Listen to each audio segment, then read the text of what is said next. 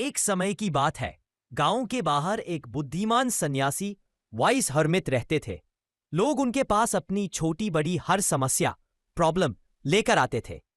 एक दिन एक दुखी नौजवान सैड यंग मैन उनके पास आया और बोला, मेरे जीवन में बहुत दुख है।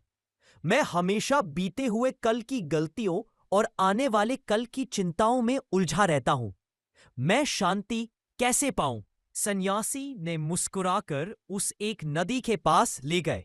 सन्यासी ने नौजवान से कहा, इस नदी को देखो।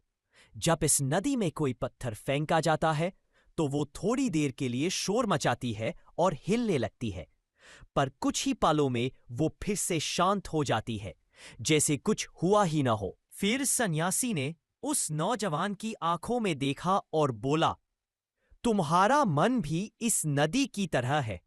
जीवन। एक समय की बात है। गांव के बाहर एक बुद्धिमान सन्यासी वाइस हर्मित रहते थे। लोग उनके पास अपनी छोटी बड़ी हर समस्या प्रॉब्लम लेकर आते थे। एक दिन एक दुखी नौजवान सैड यंग मैन उनके पास आया और बोला, मेरे जीवन में बहुत दुख है। मैं हमेशा बीते हुए कल की गलतियों और आने वाले कल की चिंताओं में उलझा रहता हूं। मैं शांति कैसे पाऊं? सन्यासी ने मुस्कुराकर उस एक नदी के पास ले गए। सन्यासी ने नौजवान से कहा, इस नदी को देखो।